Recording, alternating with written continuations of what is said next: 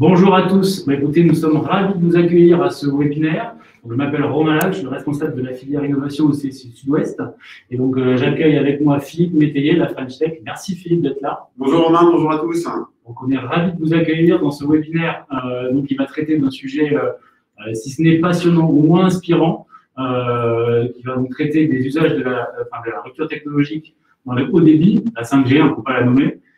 Et donc, c'est un webinaire qui va lancer une série de webinaires sur des sujets un peu qui nous sortent un peu de notre quotidien et qui doivent vous amener à réfléchir dans votre vie quotidienne à vous, de chef d'entreprise, vous poser les bonnes questions, en tout cas, vous avoir à votre disposition quelques pistes de réflexion, vous donner quelques perspectives dans un contexte où ces perspectives-là sont particulièrement importantes. Donc, on est vraiment ravis de l'organiser avec la French Tech parce que c'était important pour nous de faire vivre des partenariats qu'on a noués avec des gens très bien, les gens de la French Tech à Bordeaux. Merci beaucoup. Ça me paraissait essentiel de pouvoir mettre en avant cet écosystème d'innovation qui est particulièrement foisonnant à Bordeaux et dans toute notre région. Donc, encore une fois, merci beaucoup à la French Tech de co-organiser avec nous cet événement. Merci Philippe. Merci Romain, on est ravis évidemment de partager avec vous et nos experts qui vont intervenir tout à l'heure sur ces sujets de rupture technologique et de haut débit.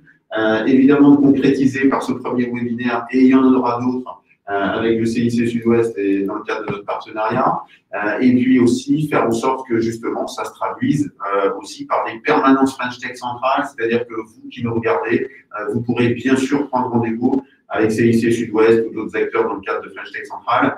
C'est tout l'objet de notre partenariat. Tout simplement, en quelques mots, la French Tech, notre mot d'ordre, c'est de vous faire gagner du temps aux entrepreneurs, au-delà de tous les chiffres qu'on peut vous présenter et de tous les discours.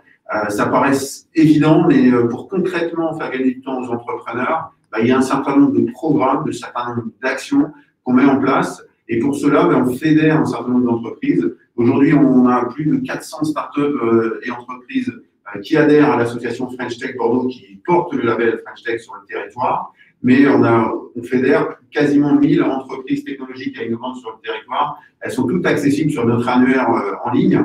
Et puis, on a bien sûr, grâce à vous, une communauté en ligne fortement engagée qui nous permet de vous faire partager des expériences d'entrepreneurs, des bons plans, des opportunités pour faire en sorte que vous puissiez gagner du temps. Et notre job, c'est de faire gagner du temps aux entrepreneurs, mais aussi faire grandir l'écosystème. Alors, on a des partenaires, des événements, des structures d'accompagnement, enfin, tous les acteurs de la chaîne de l'innovation qui sont réunis pour ça.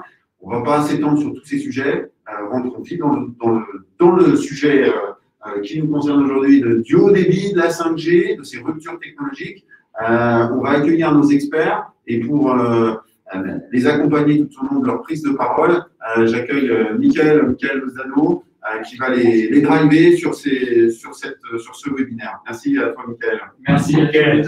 À toi de jouer. Merci beaucoup. Bonjour à toutes et à tous et bienvenue à ce webinaire autour du très haut débit, de la 5G en particulier. On va parler de protocole, on va parler de technique, de technologie, mais pas trop, je vous rassure. On va surtout s'attacher à parler d'usage avec nos intervenants. Nous sommes deux intervenants présents physiquement sur place avec moi dans les locaux d'Emera, et puis Xavier, que je vais vous présenter, qui est à distance et qui nous fait le plaisir effectivement de se connecter malgré les contraintes qui sont là. Malgré tout, il est là avec nous et on va pouvoir effectivement aborder toute une série de sujets ensemble. Anne Huguet, je suis ravi de vous accueillir. Vous êtes ingénieur d'affaires au sein de l'INRIA Bordeaux Sud-Ouest. On va en parler un petit peu plus tard. Vous allez nous expliquer ce que fait l'INRIA et ce que vous faites au sein de l'INRIA. Antoine Mesmorico, ravi également de vous accueillir sur place. Vous êtes producteur exécutif au sein de Forge Interactive.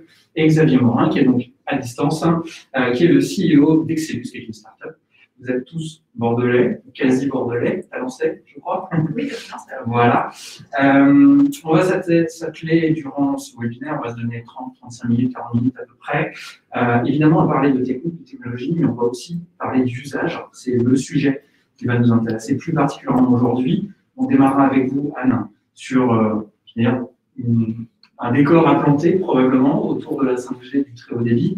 Et puis, on parlera ensuite d'expérimentation, puisque tant du côté de Forge Interactive que du côté d'Excelus, vous avez participé aux expérimentations qui ont été menées autour de la 5G à Bordeaux durant les derniers mois. On va revenir sur ce sujet également. en l'illustrant le plus possible. On sait qu'il y a beaucoup de tensions autour de cette thématique de la 5G, fondée.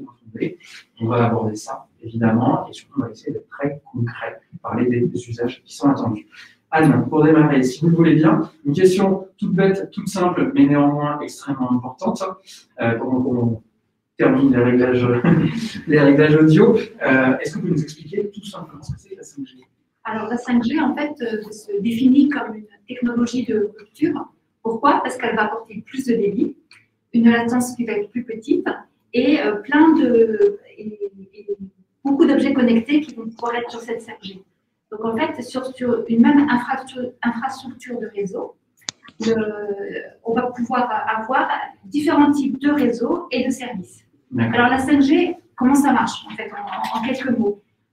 Quand vous vous connectez avec votre smartphone à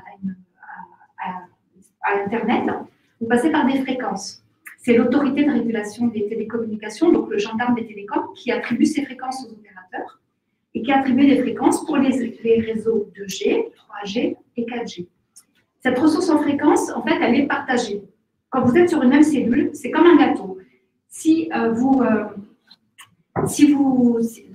Comme ce gâteau, si vous êtes très nombreux à vouloir du gâteau, eh bien, vous allez avoir un tout petit débit et vous allez avoir des toutes petites parts de gâteau. Donc, on associe à la ressource le débit. Sur des fréquences aussi, on va avoir en termes de fréquence la notion de pénétration et la notion de portée. Donc, la portée, c'est plus vous êtes loin, moins vous recevez. Et la pénétration, c'est plus les fréquences sont basses et plus vous pouvez faire rentrer les fréquences pénètrent, plus elles sont basses, plus elles pénètrent dans les immeubles et plus elles ont grande portée. Ça, c'est des notions importantes pour la suite. On a tendance à parler de vitesse finalement, mais ce n'est pas le seul sujet.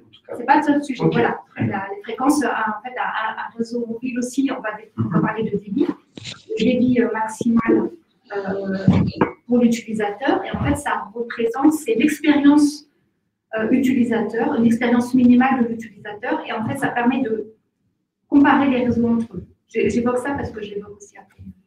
D'accord, très bien. C'est un sujet qui vous concerne particulièrement. 2 mots sur l'INRIA peut-être, et puis sur votre parcours professionnel qui vous a amené à vous en parler plus spécifiquement de ces sujets. Je suis de formation ingénieur télécom et j'ai travaillé pendant 10 ans à Télédiffusion de France et ensuite pendant 10 ans à l'autorité de régulation des télécommunications dans la direction qui attribuait les fréquences aux opérateurs. D'où cette connaissance sur les fréquences. Alors, il y a un sujet qui paraît relativement évident, c'est qu'on se disait, sinon ça va plus vite. Est-ce que l'utilisateur final verra vraiment la différence entre le haut débit, le très haut débit, la 4G et la 5G? Alors oui, le client va voir vraiment, l'utilisateur va voir cette grande différence entre la 4G et la 5G. On va passer à la slide suivante. Alors déjà, il faut définir ce que c'est que le très haut débit. En fait, c'est aussi l'autorité de régulation qui a fixé cette définition en disant à 30 mégabits par seconde, vous êtes en très haut débit. C'est le seuil. C'est le seuil, voilà, c'est la limite entre le haut débit et le très haut débit. Donc ça, c'est une définition, c'est normatif, on va dire.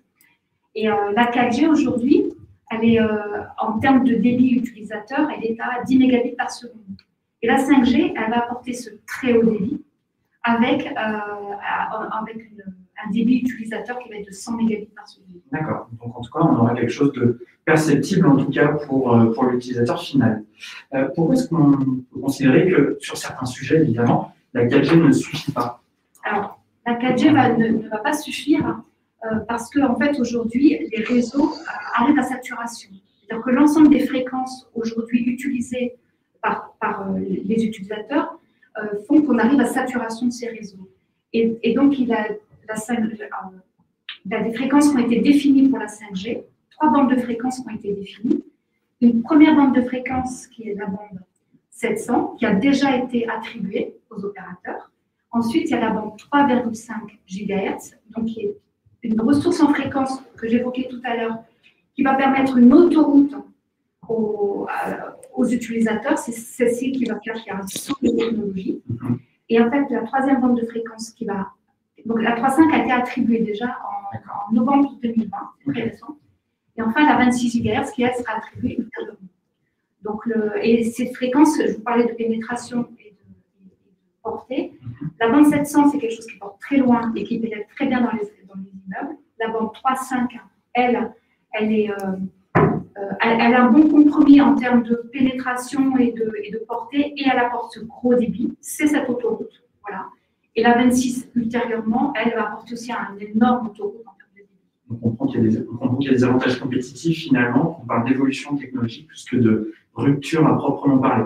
Une question très pragmatique là encore. Attendez, c'est pour quand? Ça fait un moment qu'on en parle. Ça fait un moment que l'opinion publique débat d'ailleurs sur le sujet. Ça fait un moment que les entreprises s'emparent de cette thématique également. Où en est son déploiement en France en quelques mots? Alors, en quelques mots, donc, la 5G a commencé à être déployée. Hein, on voit la publicité absolument partout sur cette 5G. Pourquoi? Parce que justement, la bande de fréquence 3.5 a été attribuée donc en novembre et donc l'ouverture commerciale a démarré dès la fin de l'année. Donc les opérateurs commencent à déployer leur site avec une logique, on va dire, économique.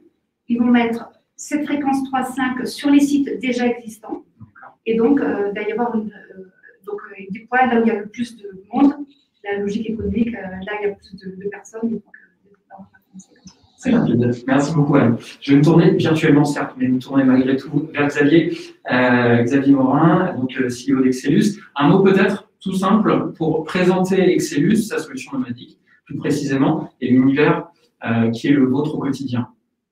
Oui, merci Mickaël. Déjà ravi de participer à ce webinaire, même si je suis à distance. C'est un vrai plaisir de vous retrouver.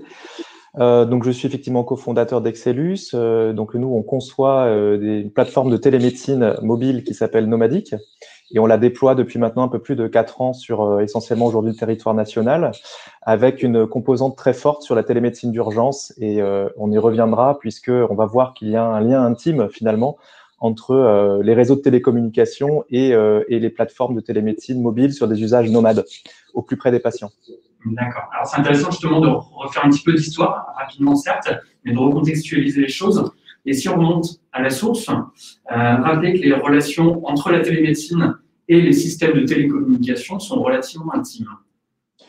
Tout à fait. Alors, on n'a évidemment pas le temps, ce serait passionnant hein, de passer du temps ensemble à évoquer l'histoire de la télémédecine, mais juste pour se donner quelques idées. Le berceau de la télémédecine, finalement, c'est la fin des années 60, avec les premières expérimentations, par exemple celle du docteur Kenneth T. Bird à Boston, où il a mis en place en fait un outil de télémédecine entre l'aéroport de Boston et l'hôpital de Boston, tout simplement pour résoudre des problèmes de traffic jam, de circulation. Et là, on est vraiment sur un plateau TV qui a été mis en place pour pouvoir faire de la visioconférence. Et bien évidemment, on a besoin de télécommunications pour pouvoir faire fonctionner tout ça. Plus proche de nous, en 1968, donc on voit que c'est dans les mêmes années, le professeur Louis Laringue, qui est une personne extrêmement respectée hein, dans le corps médical français, c'est tout simplement l'inventeur des SAMU en France, la même année, en 68. Et c'était donc, je dis c'était parce que c'est quelqu'un qui malheureusement nous a quittés à 96 ans, donc l'occasion de lui rendre hommage il y a 2 ans maintenant. C'était quelqu'un de visionnaire.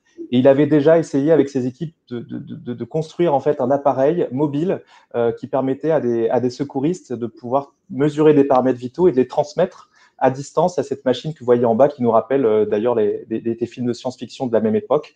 Et tout ça fonctionnait à titre expérimental et bien évidemment ça s'appuyait sur des réseaux de télécommunications. On considère effectivement que ces télécoms sont les fondements, les fondations, peut-être plus précisément, de cette télémédecine. Et oui, puisqu'on parle de médecine à distance et de médecine qui s'appuie sur le numérique, donc depuis ses origines à la fin des années 60 jusqu'à aujourd'hui, le lien est plus qu'étroit. Il ne peut pas y avoir de télémédecine s'il n'y a pas de réseau de télécommunications performant, tout simplement.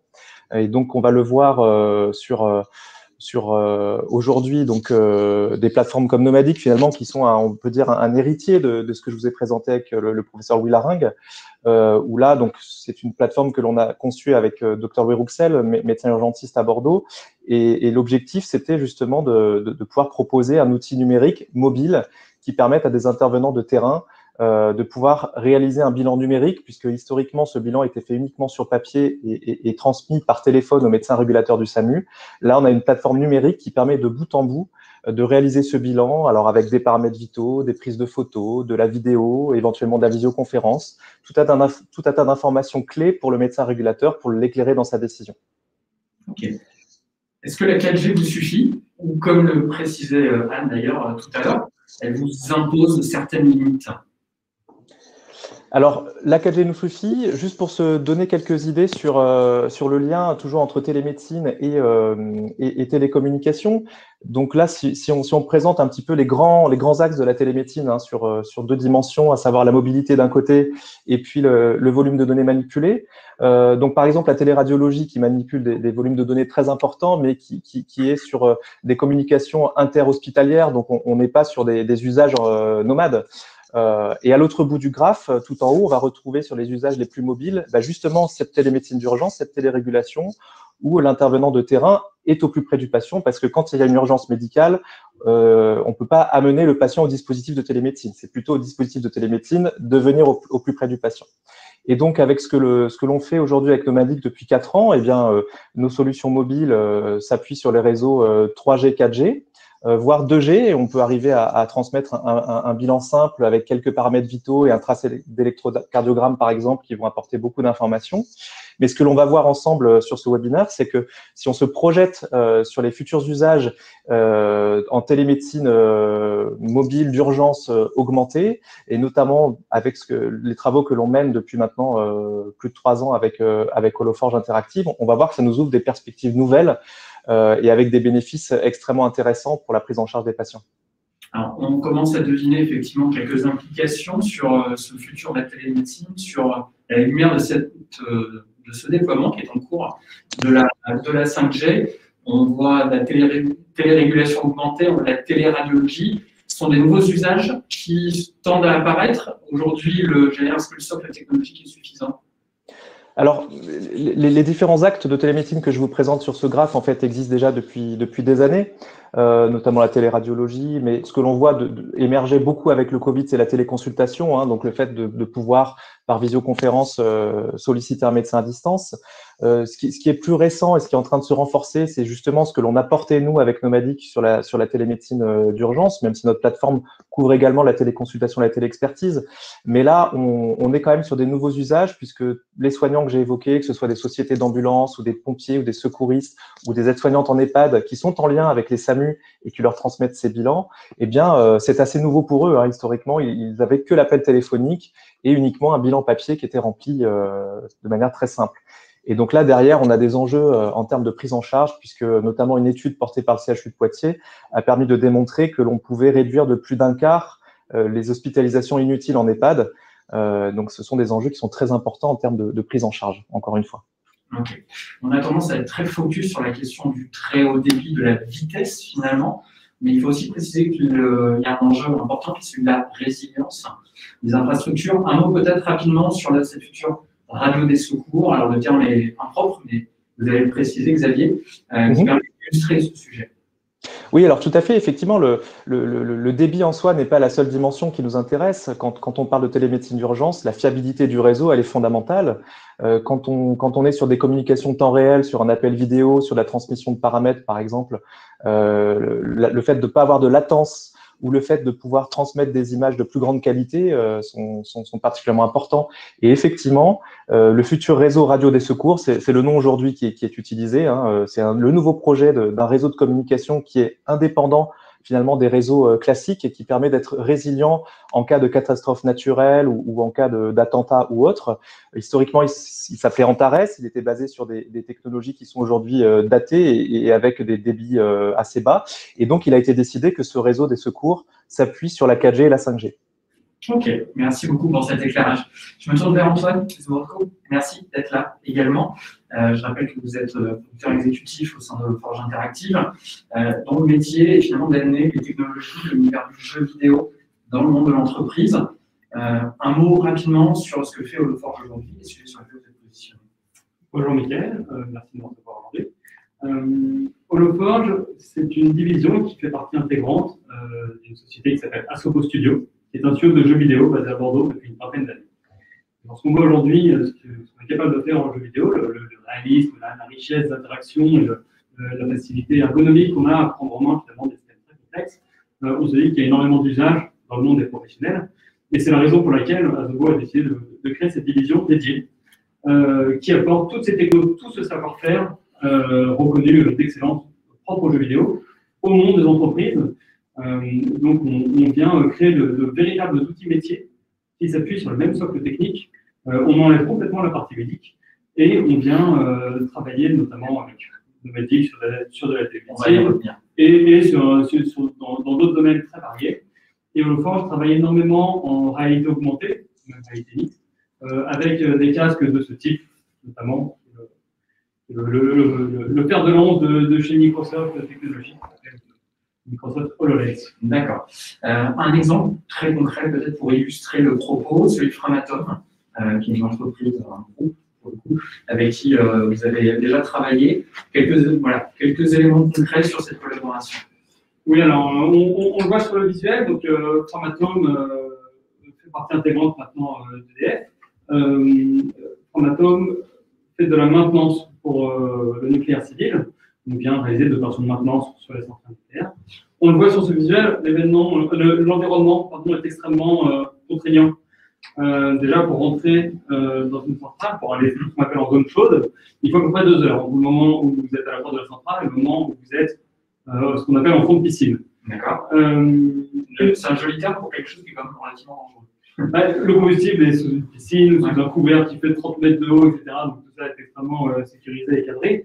Il se trouve que régulièrement, dans un bâtiment réacteur, dans une centrale, vous avez plusieurs bâtiments réacteurs. Régulièrement, vous avez un bâtiment à l'arrêt qui est en maintenance pendant plusieurs mois.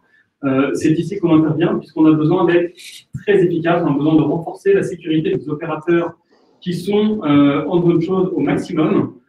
Et c'est d'ailleurs pour ça qu'avec Framatome, on a conçu un dispositif en réalité augmentée qui permet à l'opérateur qui est en zone piscine d'être ultra efficace, puisqu'il dispose d'une interface et d'un outil tête haute, main libre. Donc on le voit qu'il est en combinaison pressurisée. Il a, on ne le voit pas ici, mais il a 2 paires de gants, etc. Donc c'est vraiment pas l'équipement idéal. Oui, c'est pas les conditions d'usage parfaites pour travailler. Tout à fait. Il a besoin d'être très efficace. Alors qu'est-ce que ça fait le dispositif concrètement? Est-ce que tu peux passer à la slide suivante, Manon, s'il te plaît? On va le voir ici. On a un dispositif de supervision. C'est-à-dire qu'avec le casque, on va venir scanner l'environnement en temps réel, en 3D. On va pouvoir remonter toutes ces informations à un superviseur, donc à un expert métier qui, lui, est en zone complètement sécurisée, en zone froide. Et celui-ci va pouvoir augmenter l'environnement de l'opérateur sur le terrain d'informations, des notices de montage, des différentes procédures, pouvoir lui apporter son expertise en temps réel, pouvoir pointer des zones de danger, des zones à risque directement. Donc on passe d'une supervision qui initialement était 2D à une supervision 3D. On comprend que le but, c'est pas la gadgetisation, c'est pas la 5G qui ça. Le but, c'est pas de se faire plaisir pour le plaisir de la vitesse, mais bien de s'appuyer sur une technologie qui est plus efficace pour aider la personne qui est sur le terrain pour rendre les opérations plus sécurisantes. C'est tout à fait ça. On a besoin de faire passer beaucoup plus d'informations que ce dont on avait besoin avant. Pour le moment, on le voit ici sur cette image, le scan, une définition finalement assez mauvaise. On a encore beaucoup d'approximations. On a besoin de débit pour aller beaucoup plus dans le détail. On va avoir besoin de déporter un maximum de calculs en temps réel. Donc on a besoin d'autoroutes. Comme vous disiez tout à l'heure, d'autoroutes de l'information pour avoir des choses plus précises et augmenter finalement la sécurité de la personne sur le terrain. Alors, on sait qu'Holoforge, avec ce que Xavier a dit tout à l'heure, travaille depuis 2017, je crois, depuis 3 ans ensemble, sur un projet de R&D. Est-ce que vous pouvez nous présenter, vidéo à l'appui d'ailleurs, Antoine peut-être d'abord pour introduire rapidement, et puis Xavier ensuite. Tout à fait. Alors, finalement, on n'est pas très loin de nos cas d'usage pour la maintenance du nucléaire civil, puisque là, on est aussi dans un environnement dans lequel on a besoin d'être efficace, dans lequel la personne sur le terrain a besoin d'être efficace, mais a besoin aussi d'être accompagné de temps en temps avec des experts à distance. Donc là, plutôt que de remonter le scan de l'environnement, on va pouvoir remonter tout un tas de paramètres vitaux avec la plateforme Nomadix. Et donc, on va lui proposer une interface et des outils, toujours tête haute, main libre, pour qu'il puisse être complètement concentré sur son opération, sur son geste, le renforcement par exemple, une attelle ou autre, et puis sur la saisie des paramètres, des différents paramètres vitaux, et qu'il ait surtout la possibilité d'être en communication en temps réel avec un expert à distance, et que cet expert ait une vision parfaite de la situation, tant sur l'état de santé du patient que sur son environnement et sur la position et ce qu'il est en train de faire le secouriste sur le terrain. Ok. Xavier, quelques mots et quelques images aussi d'ailleurs sur ce projet. Oui, je crois qu'il y a une petite vidéo qui doit être lancée, effectivement, qui permet de rendre plus concret ce que Antoine a déjà très bien expliqué. Oui, on la voit effectivement. Ouais. Patient Assessment Initialization.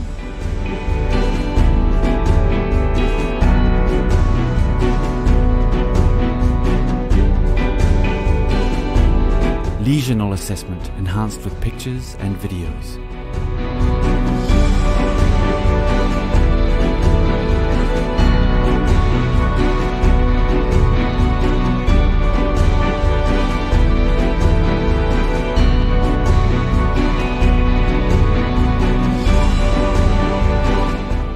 Lead ECG.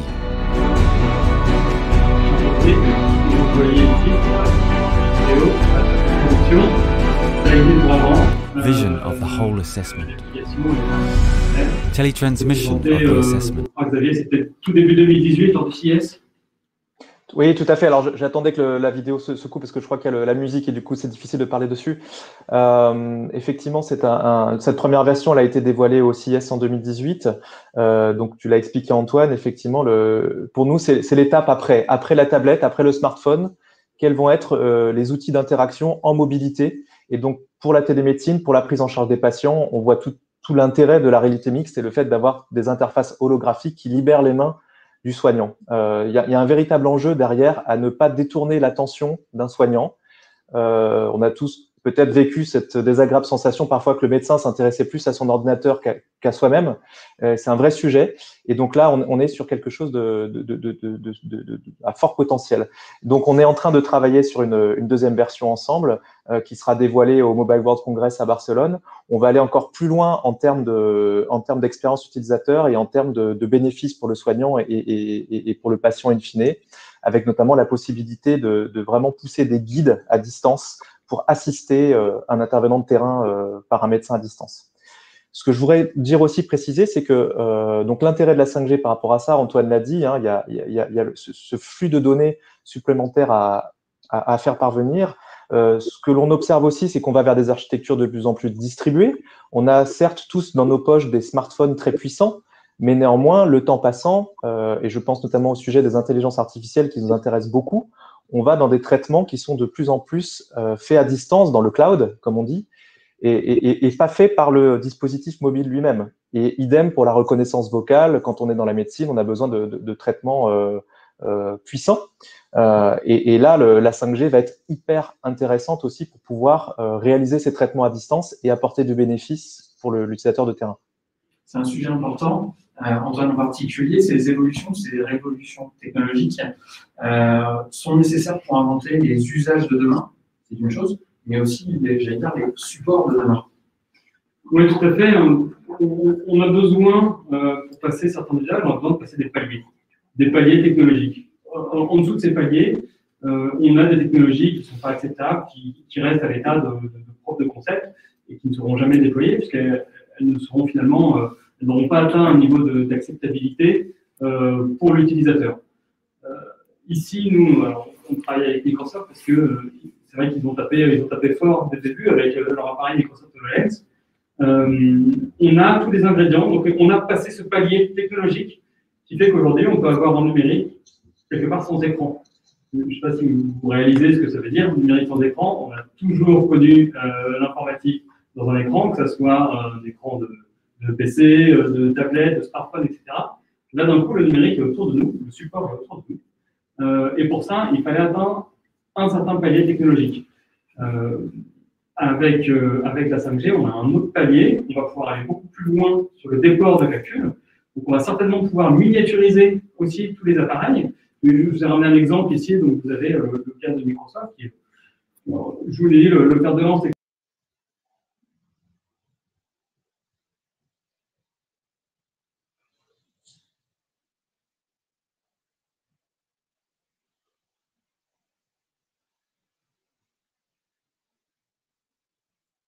de le faire entrer dans les usages communs, puisqu'on a réellement des usages dans tous les domaines professionnels, mais aussi des usages pour le grand public. C'est important parce que quand on met les deux casques l'un à côté de l'autre, on se rend bien compte effectivement de la miniaturisation et donc derrière, évidemment, de l'adoption qui paraît plus facile avec ce qui ressemble surtout à de très jolies lunettes de soleil, un peu voyantes. Rouge French Tech, c'est parfait, c'est bizarre. Et puis effectivement, un casque relativement volumineux. On rentre dans la toute dernière partie de ce webinaire. Le temps passe vite, donc on va essayer de répondre en quelques phrases à chaque fois, puisqu'on va parler de signaux faibles rapidement. Et puis on va parler évidemment de cette question de l'acceptabilité environnementale, cette fois-ci, de la 5G et du très haut débit. Rapidement, à nous que vous inspirent les exemples qu'on vient d'évoquer en matière de télémédecine, en matière de maintenance, de formation, on imagine aussi. En fait, tous ces exemples viennent illustrer qu'il y a de plus en plus besoin de nouveaux usages qui nécessitent justement des débits avec la télémédecine, le bilan numérique, la téléradiologie, donc plein d'informations qui vont transiter par ces réseaux. On voit aussi typiquement le déport de calcul, donc il va falloir s'étudiant. Et aujourd'hui, les fréquences qui sont actuellement disponibles ne permettent pas de répondre à cette augmentation de trafic. Et donc la 5G, c'est le seul palier, c'est la seule évolution évidente qui va permettre de découler tout ce trafic. Xavier, quel est l'impact que vous attendez à long terme, cette fois-ci, d'évolution des télécoms sur cette filière santé et e-santé? Je ne sais pas d'ailleurs si le distinguo mérite encore d'être fait entre santé et e-santé. Oui, je suis tout à fait d'accord avec toi, Michael. La santé et de la e-santé aujourd'hui et de plus en plus. Je pense qu'on a bien vu ensemble là cette convergence et les perspectives, encore une fois, que nous ouvre ce très haut débit. À partir du moment, bien sûr, on est sur des usages qui sont nomades, bien évidemment. Mais on observe quand même, et moi, je ne sais pas vous, mais moi, dans mon quotidien, je suis quand même souvent connecté en 4G, même si je suis à mon domicile, par exemple. Donc, on voit bien aussi que je pense par exemple à l'infirmière mobile, typiquement, qui est vraiment une pratique qui est en train de se développer, l'infirmière en télémédecine qui va pouvoir assister un médecin à distance, venir au domicile des patients pour faire des téléconsultations assistées ou pour de l'hospitalisation à domicile, etc. Eh bien, elle aura besoin d'avoir une très bonne connexion 4G pour pouvoir bénéficier de tous les outils numériques qui lui seront mis à disposition. Elle ne va pas aller se connecter à la box ADSL ou à la fibre optique du patient, bien évidemment. Antoine, donc il y a tout un tas de scénarios. Sur la question de la formation, sur la maintenance, sur le tourisme, là aussi, les impacts sont attendus comme étant très importants. Oui, tout à fait. Alors, j'avais préparé une petite vidéo un peu prise sur les villes, si on peut la mettre, pour illustrer un peu le futur de la communication, communication qui sera aussi dans 5G. Voilà, donc c'est un test pris sur le vif au bureau. Ici, on a ce qu'on imagine être le futur de Zoom, de Teams, de Skype. On parle de holoportation, on parle de vidéo volumétrique. Donc voilà, on est plus sur de la vidéo classique. Mais qu'est-ce qu'on a fait? On a fait de la numérisation d'une personne. C'est du temps réel. C'est un avatar virtuel? Non, c'est une personne qu'on filme avec une caméra qui fait des capteurs de profondeur. Ça tombe bien, les smartphones en sont équipés. Et ensuite, on peut donc voir cette personne avec un casque comme ceux qui sont présents.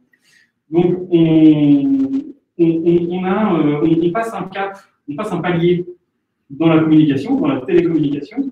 À ce moment-là, les usages, ils sont vraiment dans l'éducation, la médiation. C'est vraiment très très large. Et pour répondre à ta question, quels sont les usages de demain? Je ne les connais pas tous. Quels sont les usages aujourd'hui de Zoom, de Teams? Ils sont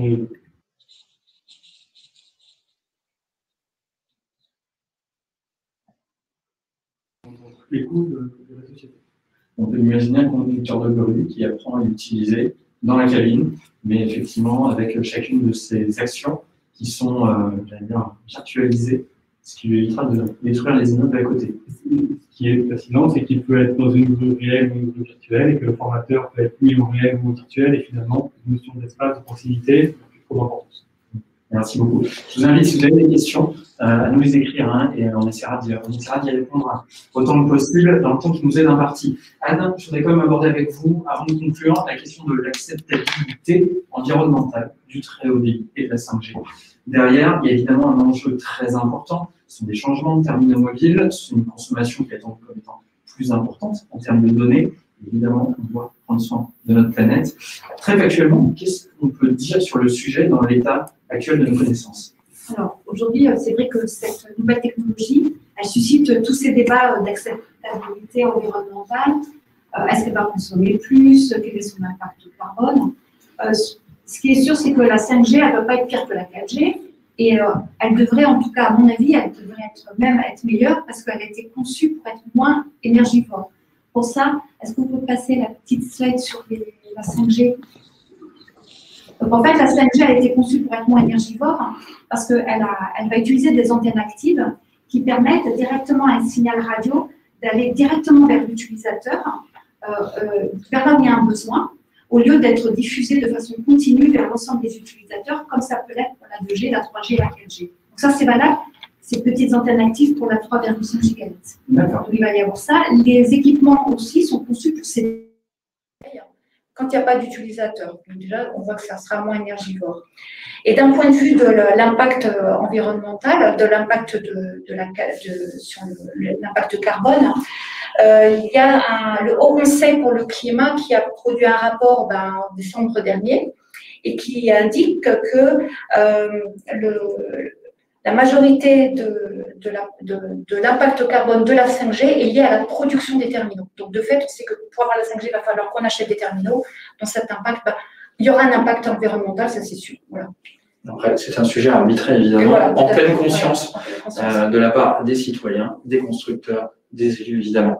Merci beaucoup à tous les trois. Anne, Antoine et Xavier, bien sûr, qui est à distance.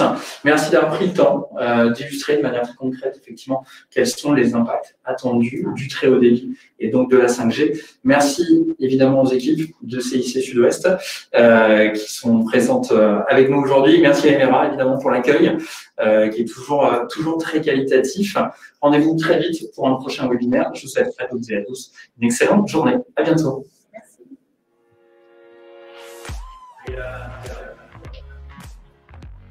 37 minutes.